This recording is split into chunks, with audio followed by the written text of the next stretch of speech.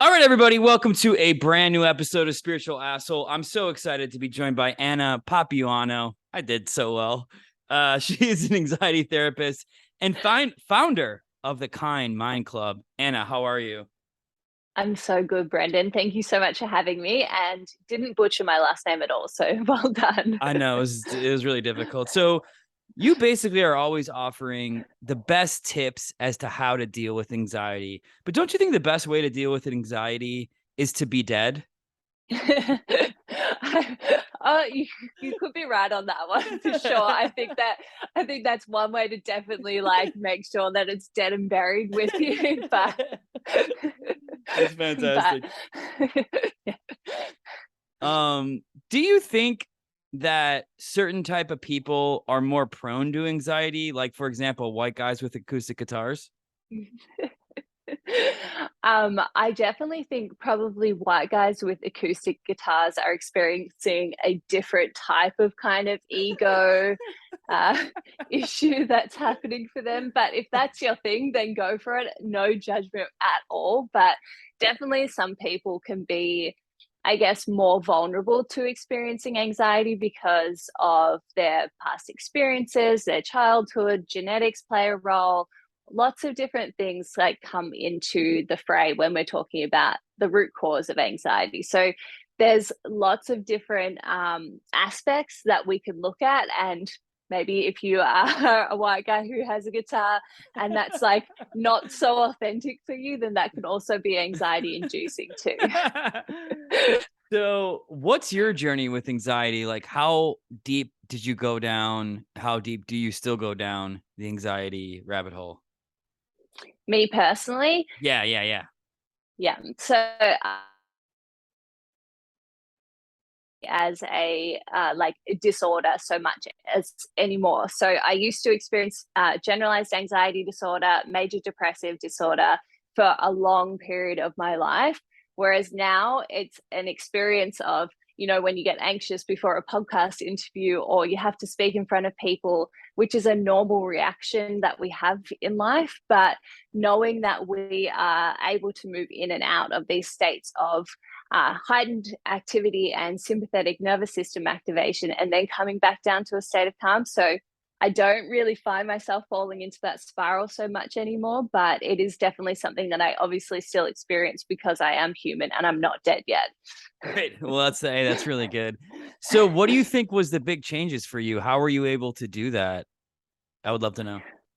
Yeah, it's a really good question. I think it's a very deep rabbit hole that I can go down on that one because for me it was I experienced a my kind of mental health journey started when I was in a roller coaster accident when I was 10 years old. So Whoa. it yeah, so it was actually the first time I was tall enough to go on a roller coaster, and I was like so freaking excited to get onto this roller coaster and ended up having a pretty traumatic experience along with my sister, and as a result Wait, what that start- happened? What happened? Everyone right now is going, what happened? We need to know what happened. so it's at a very iconic show that comes to Melbourne every year in Australia, and basically we were on this ride and me and my sister were in a cart and someone's hat came off. They were wearing a hat on the ride, Yeah. and it basically jammed like the runners of the system. So basically we smashed into the back of this cart multiple times, and as a result, like the seatbelt tightened over us and we got trapped up in this roller coaster. So Oh it's my not like, God. yeah. So they had to like build scaffolding to get us down and everything, which was quite an experience. Oh But my for God. I'm experiencing so much anxiety.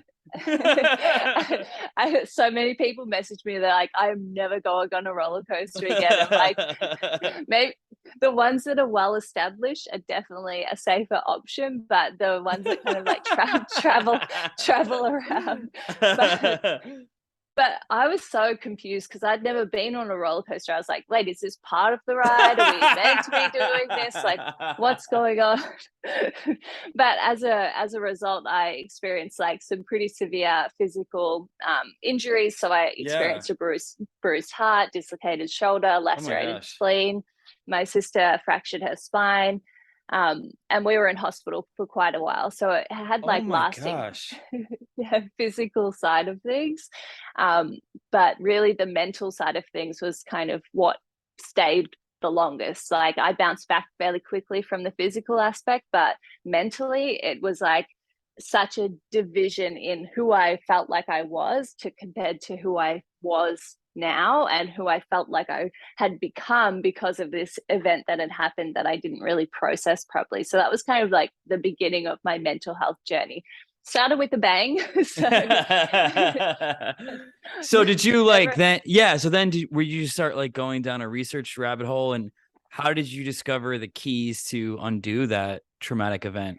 yeah. So for me, it was a lot of struggle for a really long time and then getting frustrated. Like I turned into a very rebellious, very risk-taking teen all the way through into my early 20s where I started experiencing suicidal ideation and kind of got to the point where I was like, I need to do something and I'm not quite sure what that first step actually is, but I need to kind of just make a decision to do something and then Yeah. we'll see what comes from it. So for me, that was using my physical body to go and do exercise. So I started doing Muay Thai, MMA, Brazilian Jiu Jitsu, Cool. and just even that, like functionality of moving my body, it was like a light bulb went off. I was like, holy shit, like this Yeah. feels so good to be able to move some of that frustration that I've been feeling, but also just feel my body in a different way. So after that, I went on to train for professionally for quite some time.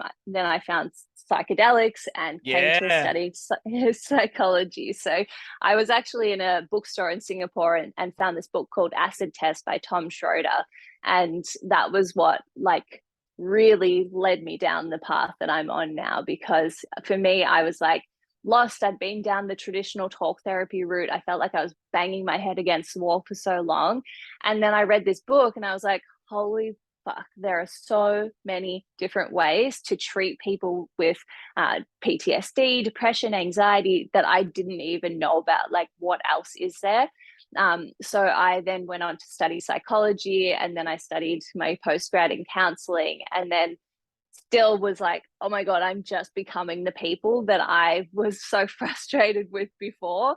And then stumbled upon like somatic therapy and polyvagal theory because I was thinking about, okay, the things that made me feel good was actually moving my body. So, what are some ways in which we can move our body, like what I'd done in Muay Thai and Brazilian Jiu Jitsu, that also are linked to positive mental health and well-being?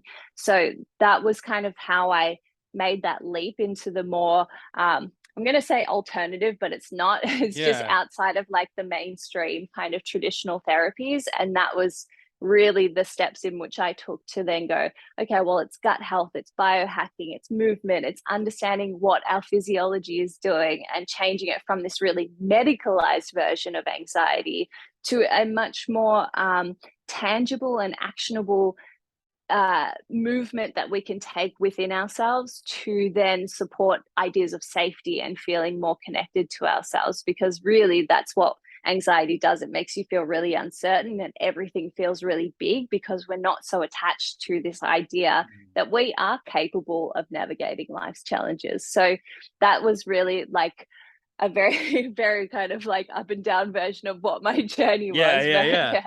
That's amazing. So do you ever look back and think that maybe the roller coaster experience was just a bad acid trip? I wish it was. Wait, so did you try psychedelics? Did they help you? Yeah, absolutely. As a young kid, like obviously in my later teens, I definitely like dabbled with psychedelics, but not in a kind of like intentional manner for my Yeah. mental health. It wasn't until later on that I was like, all right, I'm going to take like a heroic dose of psilocybin and Heroic dose is so good. I love heroic dose. That's fantastic. and Heroic dose. and That's it so was in good. hindsight.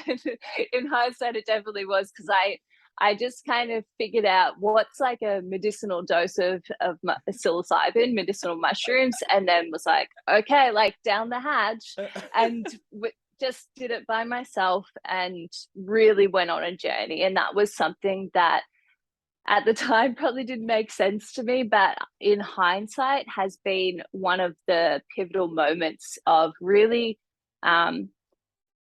almost detaching from the stories that I was telling myself. So after doing so much work, you're like, okay, like why am I still creating so many conditioned, like attached meanings to things? Like in my relationship, why do I feel like this means this or this means this? So that kind of that big dose of psilocybin really helped me kind of understand, oh, I'm in control of those stories and I'm the maker of that meaning. So it gave me a bit of power back to really make my own meaning and make it something more empowering rather than this constant tug of war within myself.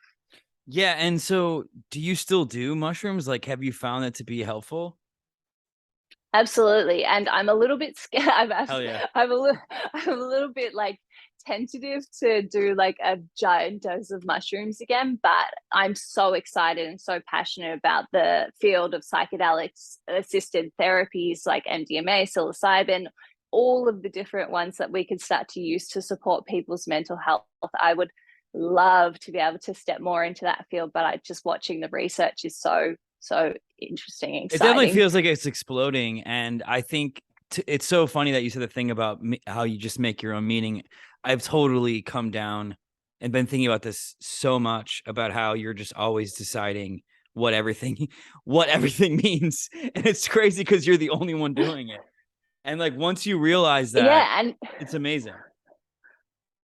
and you know what? It's so easy to think, oh, they made me feel this way, or they made this happen, or give our power away. But ultimately, when we can understand, well, actually, I'm the feeler of my feelings. I am the one that is actually attaching the meaning to it, and this could actually mean something else.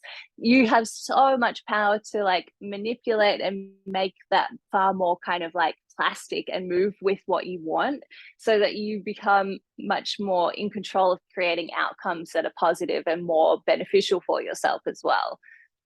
I just pictured like us stopping right now and just doing a shit ton of mushrooms. And we're like, all right, we gotta go, man. This is just like so good. We gotta Just stop start this looking. podcast. It's too good. It's hard. So one of the questions I wanted to ask you about anxiety is because I feel like, and I lived in New York for 12 years, how much people just have accepted major anxiety as a part of their life. Like they just accept it. Mm. Like this is just this is just a product of modern living. This is just what we do. We're supposed to feel this tortured, but that's not true. Yeah.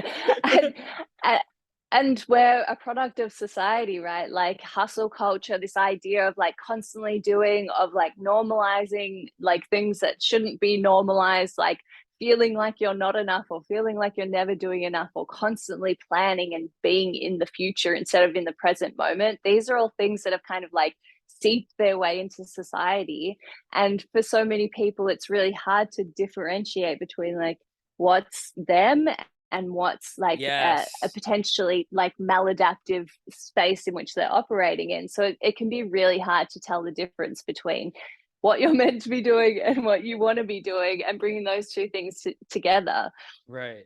So one of the things that Mel Robbins said, which I love, she said, you don't have anxiety, you have a habit of anxiety. How much do you think anxiety is a trained, learned response to life? I definitely think that anxiety becomes a conditioned response after quite some time. So if you think about all of the different habits and rituals that you have in day to day life, Yeah. these are there because they fulfill a purpose, right? So, for example, if I start an argument with someone and that's my combative nature, like I'm continuously doing this, but my parents were the reason why I realized that love came from chaos and frustration with one another, that becomes a conditioned response because I realize that if I am combative and create chaos, then I get love, right? Oh So it's God, it's that's real. it's all it's all about understanding the underlying need that we're trying to fulfill, and then looking at different ways and resources in which we can fulfill those needs. And so these responses become very conditioned and ingrained because they are attached to an underlying need. And I think that's a really important thing that we can start to look at, is like peel back the layers of the onion and go, what am I trying to get out of this? What does this maladaptive resource actually give to me?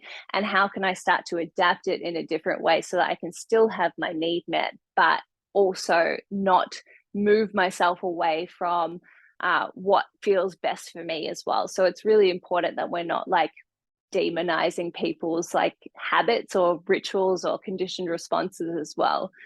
Yeah, I don't want to demonize it, but I think it's fascinating because your choices matter so much. Like, I think a lot about how when Trump was president, how many people just like sought out the anxiety of his presidency as much as possible. And I was like, I think there has to be, and I did too for a while, there has to be like something underneath your being that says that you have to feel anxious, you know, and then everyone's like, the world is terrible. And I'm Yeah. like, but you're seeking out anxiety for some reason. Like, that's a choice, because that's not really Yeah. reality. Like, it's not, Yeah. you know. So I don't know. I would love I to know what think your thoughts are on that. Yeah. Yeah, absolutely. And I think as a collective society, like what we were talking about before, we're meaning makers. And so we're constantly looking for that thing that means something to us, right? We want to attach meaning to things. And especially when there's a group of, say, whether it's you're opposed to Trump being in power and that's causing you anxiety, then you're going to be looking for things that reinforce that idea. But like whether it's blogs or news articles or Instagram pages, you're constantly on the prowl to kind of reinforce this idea that, hey, you're right, and you have a reason to be mad and you have a reason to be anxious. So it creates this self-fulfilling prophecy. And so breaking that is by removing yourself from that cycle and saying, hey, maybe I don't need to ingest so much news and information. But I think that's tied to this kind of innate value that we find within ourselves. So, for example, it feels valuable to oppose something bad because it means that we're doing something for the greater good, right? So there's something that we're getting out of this that then if we can recognize, we can go, what's a more adaptive way to combat this bad thing rather than just putting ourselves in a state of like all the time. Do you think that there's a deep underlying thing going on with you though, as a person, if you're actively always seeking out anxiety and stress? Like, is there like a deeper under, like, your example of your parents fighting and that's how you got love is such a good example. Do you think there's something like that for people who actively seek out anxiety and people who are like, I will fall asleep to murder tonight, it feels good? Everything comes from somewhere. Like, you're not just coming from a choice every single day of blank slate. Today I'm choosing anxiety. It's a innate and evolutionary space in which humans have evolved through our ancestors to look for the things that can be potentially dangerous, because that is how we stay safe, right? So if we are not inclined to be aware of dangers around us, then we're going to die. We're not going to see that bus. We're not going to see that person. We're not going to do the things that keep us safe. Yeah. But then if that kind of innate human response system is then coupled with certain values and beliefs that you've been instilled, or certain patterns that you've been exposed to from your parents, or certain things that have happened in your life, whether that's trauma or experiences, then it can amplify that hypervigilance of looking for things. And you, without even realizing, are always aware of what's going on around you, or in turn feeling comfort from being aware of those things. So you seek out those anxiety inducing things so that you create, in some roundabout way, a feeling of safety in and of yourself, right? So it's like this. Okay. Yeah. So you're basically saying that people feel safe in chaos. Absolutely. And as someone who felt that way for so long, it's really common to feel unsafe when you're like super safe, right? Like objectively, you're in a safe space, you're nice and relaxed, you should be on holidays, whatever it is, and you're just sitting there, oh my God, this does not feel good, because you're not used to that, right? That's so So funny. You just described like every New Yorker on vacation, like, no, screaming. That's so yeah, funny. yeah. That's And fantastic.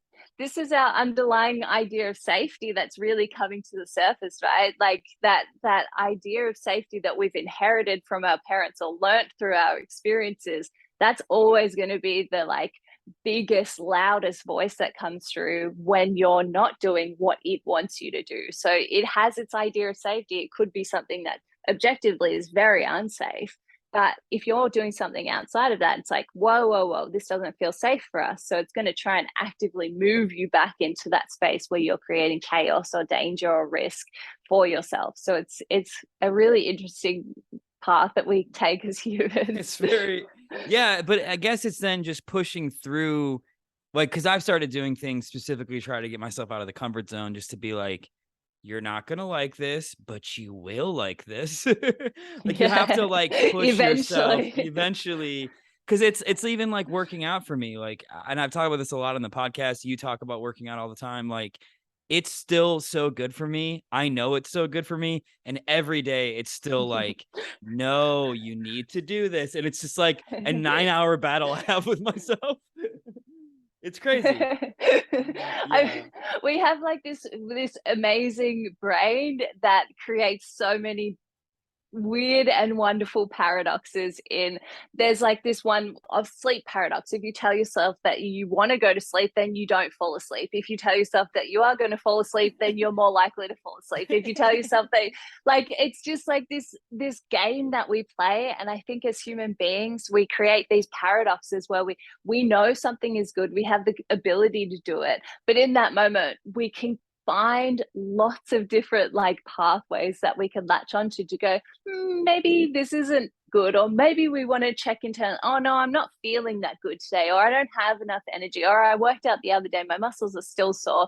We can create so much of a different pathway, whatever pathway we want to go to. And this is like based on obviously our sleep and how we're feeling in the morning and how much coffee we've had, and like all of the different things that come into play are going to influence that decision making process. And it is a muscle that you can definitely train like over time, of being far more able to make a decision and actually follow through with it. Yeah. So how did you basically crest through the chaos of looking for, and it seems like you're very at peace now. What are some actual techniques that you do and some things that we could tell people could help you? Yeah, I think my favorite hands down technique that I love to do is a somatic sequence that I use daily. It is like a somatic release sequence. So basically, you're going to do a minute of shaking it all out. So just shaking your whole body, getting into it. You can put music on, have fun with it, but starting slow, getting going, and then just shaking and shaking and shaking for one whole minute. And then you're going to have a nice rest, and then you do bamboo swaying. So you're going to do some like a piece of Cool. bamboo swaying in the breeze. And then the last one is heel drop. So standing on your tiptoes and then dropping down to your heels, making a thudding sound for about 1 minute as well. So this is a really grounding experience that really helps you kind of reconnect back into your body and feel the weight of your body coming back to. And I love this sequence because it's fun and it gets you slightly out of your comfort zone, especially the shaking part, seeing people like being like, oh, I don't know about this, but eventually you're just like going for it with some Yeah. music on it. It's a really fun one, but also it gives your body a space in which it can finish the stress response cycle and allow yourself to move back into that parasympathetic state, and then reconnect with your body in a really beautiful and calming way. So that's probably my number one daily thing that I love to share with everybody. That's great. And then another tip you had was to combat anxiety is for people to sing, but won't won't everybody's shitty singing cause anxiety in the rest of us?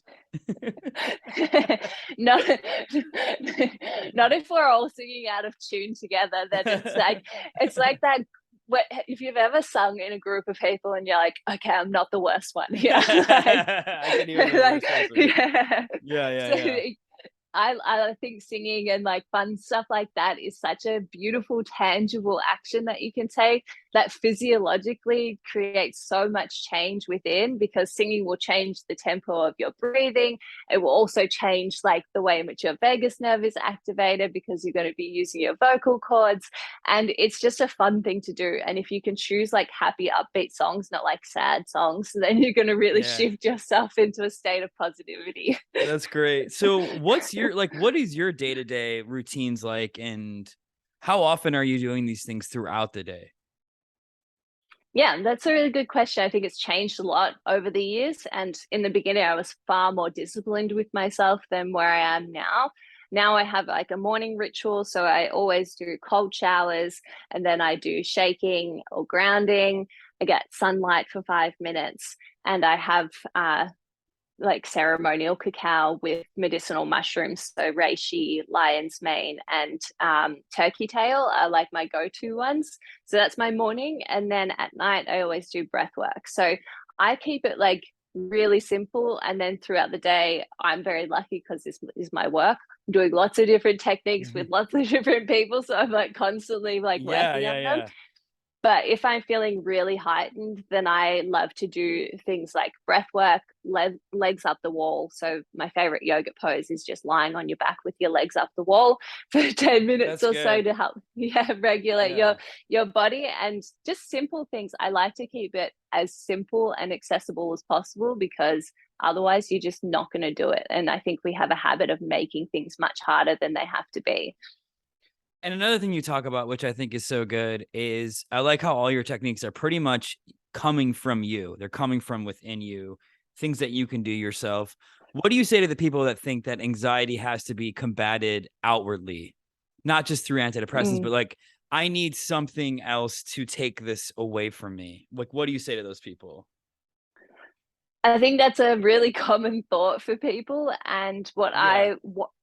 really want people to understand is that anxiety is your survival response.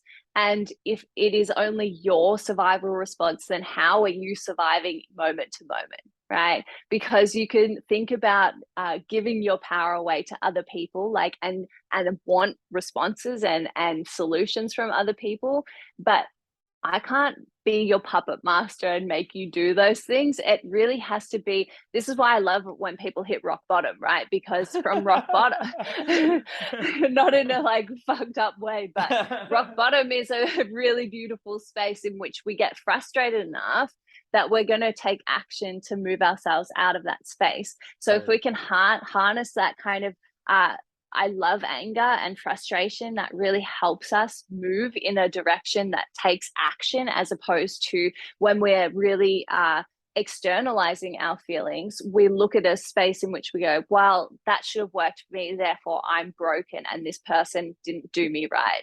And so when we're in that space, it's a real victim mentality that kind of doesn't allow us to have any control over any outcomes in our lives. So it's really powerful to take back that control and see it as a physiological response, and not as a my brain is broken, therefore someone needs to fix it. It's actually, how am I surviving in this moment, and how can I support more adaptive, safe survival methods? Great. Yeah. You said our bodies are deeply intelligent and in tune with the eternal and external world. But then how do you explain Las Vegas? I mean, it's an anomaly, isn't it? It's an anomaly. How would you get or have somebody see how like they have the answers within them if they're riddled in anxiety? Like, what is one step for somebody who's like completely, because if you don't check in with yourself enough and you just live by the external world, eventually I feel like that your ability to check in with yourself kind of atrophies. So what are like some Yeah. steps that somebody could take that's like in the middle of craziness, you know? Yeah, in the middle of craziness, I think the best thing that you can do is really simple things like bringing your arms and stroking down your arms. And even if you don't feel it, like, because a lot of the time, if we're experiencing like dissociation or numbness or disconnection from ourselves, sensations on our body feel like nothing almost, like you can't even feel that. Mm. And so it's just doing the same thing every single day and describing that sensation. I think the language of describing sensations is a really important facet of building that connection and body awareness that gives you the ability to kind of reground yourself in how do I communicate what this feels like, because a lot of the time we lose that ability to go, oh, this feels really light, but I can also feel kind of lots of prickling sensations in different areas. And giving yourself the language can kind of create a snowballing effect to then start more connection between the body and mind. So I think that's a really important place, is like learning the language of sensation and then just Mm. like experimenting. Does this feel this word? Does this feel this word? What would I describe this sensation? Even if it's just numb, that's still a describing word of those sensations too. So I think that's a beautiful starting point for people. So I love that you said this, and I'm so glad it was like the last thing I saw on your Instagram, and I was like, ooh, you said, if your body is not safe, and if your body is not a safe place, you will learn to live in your head. Yeah. That's like me feeling very busted. So what did you mean by that? And how can we make our bodies safe again so I can stop fucking thinking? This is a really interesting one, because I think again comes back to trauma, our childhood experiences, and our body is a way in which we listen to the world and respond to it, right? So if you have been in a situation where you have felt at threat or at risk, and you've had to disconnect from your body in that moment to keep you safe, which a lot of people do, we dissociate, use derealization, depersonalization, and we feel numb in that moment, it helps us get us through, right? So if, for example, I'm going to use the parents arguing example, your parents are arguing all the time and you're so overwhelmed by it, you disappear into this imaginary place in your head, right? And it teaches you that being present in your body is not a good place to be. There's bad things that happen here, but up here in our head, we can go to this magical place and be really safe. And so this creates this idea that we can't be down here. It's too painful. But when we're up here, we can actually control and create different scenarios that feel Wow. better. Wow. That's amazing. And that's so true. So how do we do it? How do we get back down in our bodies, and how do we get our parents to stop fighting? Like, guys, come on. Guys, cut the shit, man. I mean, if we could just like support every single parent to be like really grounded and present with their kids, then that would be amazing. But that's obviously a ripple effect that starts with people just becoming more connected, and even just um, when I think about like dropping down into my body, it's a, where do I feel this sensation in my body? Where do I feel anxiety? Where do I feel fear? Where do I feel anger? Where do I feel pissed off that my partner left the toilet seat up, right? Like, where is that coming from? And just asking yourself that question every single day or every single moment that you notice yourself stuck in your head can help start to create that connection, that bi-directional connection, to then go, well, maybe I'm kind of making this up right now, but I'm just going to put my hands on my heart and say, okay, this is my heart. I feel this in my heart right now. And so you can kind of start to create like these little like spider webs of connection that then kind of strengthen and grow over time by asking yourself these questions and trying to drop yourself back down over time. It's definitely a process. So this one's personal. What if you hate anxiety but love coffee? That's a great question. This is like probably the one that most people are like, nope, I'm not doing this. Yeah, the coffee is still the one thing where I'm like, I can't see a world without me having it. I know it causes me an anxiety, and I'm still like, no, but it's that good.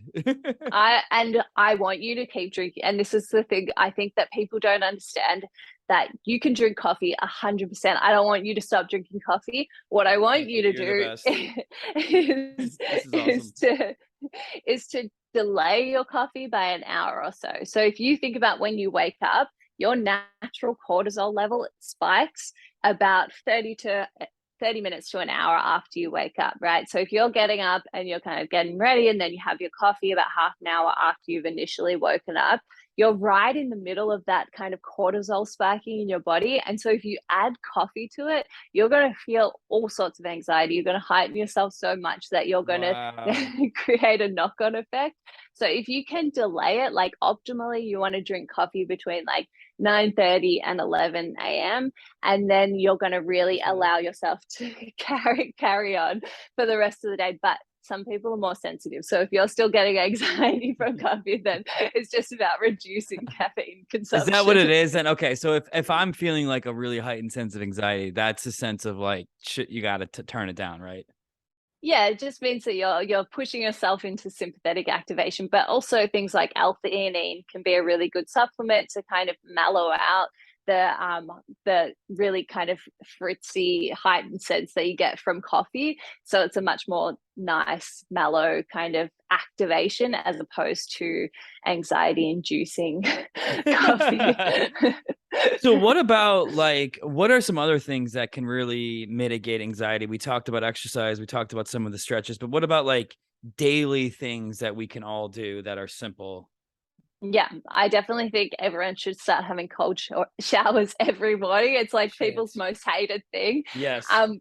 But cold exposure is a game changer for the body and the nervous system. It really does allow you to, what it does is it activates you in the short term, but then in the long term, over 30 days, your amygdala actually gets much more quiet and your parasympathetic nervous system comes online much more easily. So even I think the study was 20 seconds of cold showers for 30 days was a significant reduction in anxiety and depression.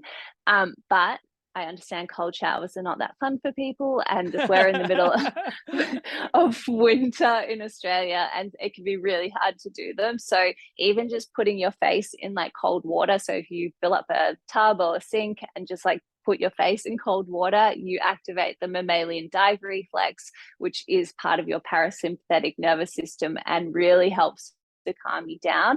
So that's a really good one. And a cold ice pack on the chest will activate your vagus nerve too. Wow. I think that's a really simple one for people to do. So are you doing cold showers like the whole time or do you switch to hot? Oh, I love my hot showers. I'll never give them up. Okay, So okay. I have my normal hot shower, and then at the end, I have like 1 to 2 minutes of cold. And then how do you suggest, because I know I'm speaking for all of us when I say so much anxiety is coming from social media and the internet. So what do we do? Like, how do we combat this? And obviously the answer is just stop, but like, what's the realistic answer? I think that social media is a tool just like anything else, and we can make healthy choices for ourselves because like your social media could be full of happy dog videos and you could be the happiest person in the world and nothing else, but you could also choose to follow news media or certain people that you're like, oh, I just hate this person, I want to see what they're doing every single day. Like we can make those conscious decisions, and this is just about personal boundaries and what you're trying to create for yourself. Because if your personal boundary is, oh, I don't want to I want people to respect my view on life, but then you're following all these people that don't respect your view on life in an unhealthy way, you're the one that's kind of crossing your own personal boundaries. That's So great. Wow. I love that. so giving yourself the actual opportunity to make those healthy choices, but understanding what do you want, like how much energy, how much time, how much space can you give to certain people, and that includes your parents, that includes your family members and your aunt and uncle that have on social media that constantly message you. Like feel free to mute people, feel free to just like unfollow people that are causing that kind of strain, but also knowing that just like any tool, if you use it in a correct way for you, which is going to be very individual, you can get so much power and benefit from it. But if you use it in a way that you think you should be using it, aka what the actual Instagram people, head of Instagram, want you to use it, which is just scrolling mindlessly for hours and hours, then it's going to be a kind of time consuming space that takes up a lot of your mental energy and depletes your stores. So you have the power to take control of that. One of the things that's really started helping me is seeing my attention as a commodity, because it actually really is. I mean, that's all that anybody's Yeah. constantly trying to do is like just get your attention, and people are paying millions of dollars for your attention. So I think if you're Yeah. like, hey, like where I'm looking is actually valuable real estate, so choose wisely. Oh, That's absolutely. And I love that idea that energy or emotions are currency, right? So, oh what yeah. emotional, yeah, like what are you giving away for free right now? And what do you like if you were being paid? How much money would you have right now for what you're giving away? Yeah. That's great. So can you talk a little bit about somatic healing, because I've done it before. I really like it, and why it's so powerful. I don't think I've talked about it enough on this podcast. Sorry, what Oh, was it that you were talking? somatic healing.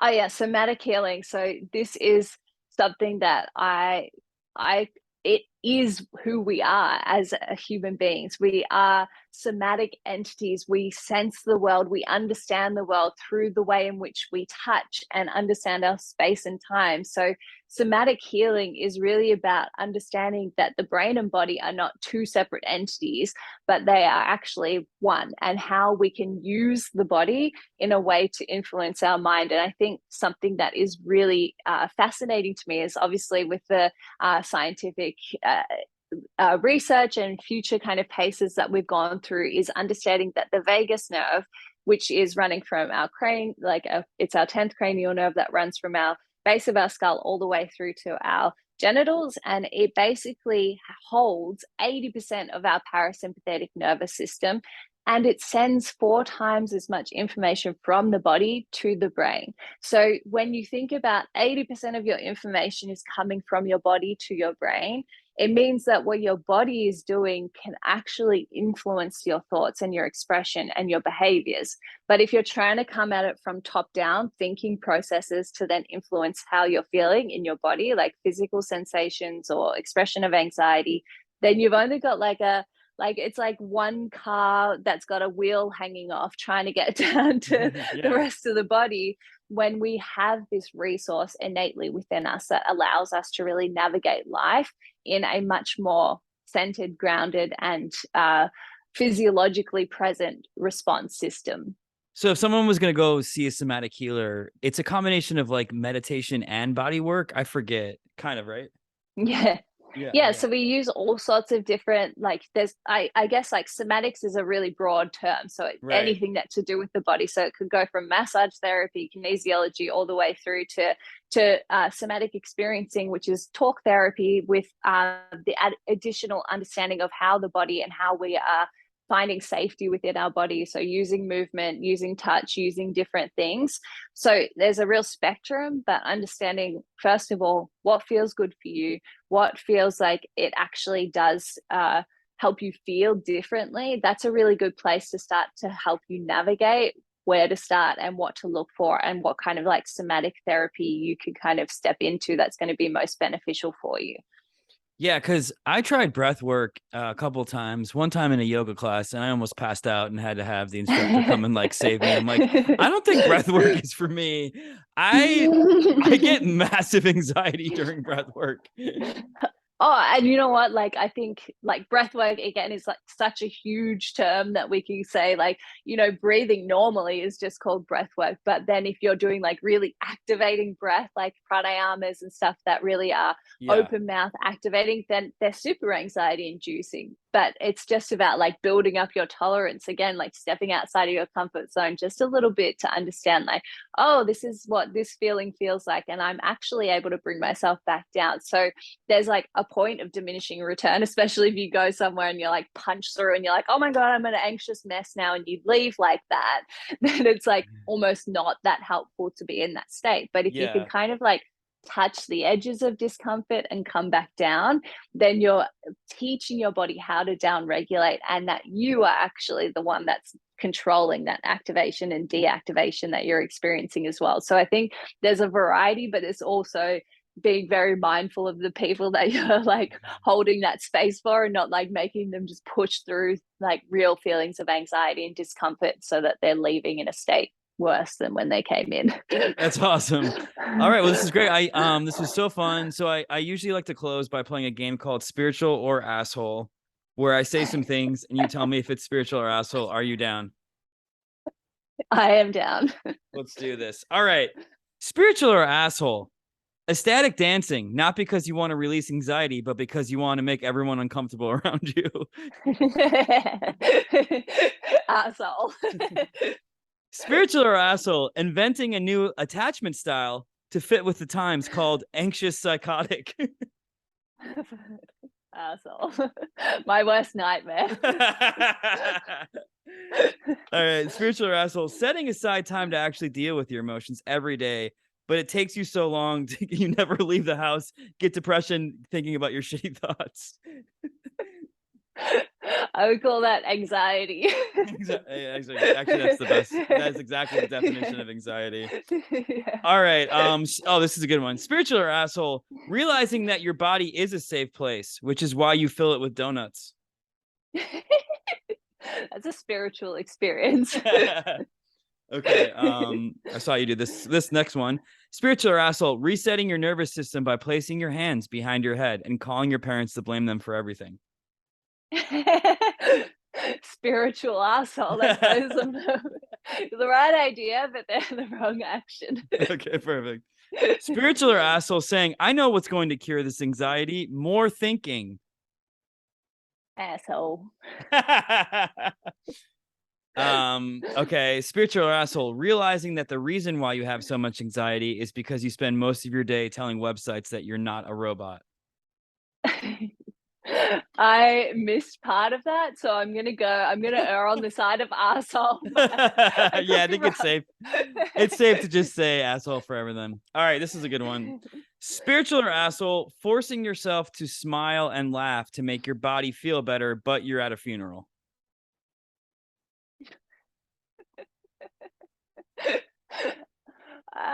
I'm conflicted on this one. I'm conflicted on this one. I think, again, it's the right idea, but the wrong Yeah, context. I But know, I'm giving you tough ones. you know what? Maybe it is okay to laugh at funerals. It's a celebration of life. So I'm going to say it is a good thing to do it, but you could come across as an asshole, depending on who you're with. A great answer. All right. Well, last question I ask everybody. If you could tell people one thing to tell themselves all day long, what would it be? Today is a fucking great day to be alive. Yeah. That's a new one. We've never had that one. I love that. So It's good. something I did every day for a while was to scream at the top of my lungs, "It's a fucking great day," and then get out of bed. Oh, I love that, man. It's so good. Well, thank you so much. Can you tell everybody where we can find you? Yeah, absolutely. Thank you so much for having me, Brendan. You can find me on Instagram. That's where I hang out most at Anna the Anxiety Coach. And just my website is also annatheanxietycoach.com. Thank you so much. Thank you. This was great. Awesome.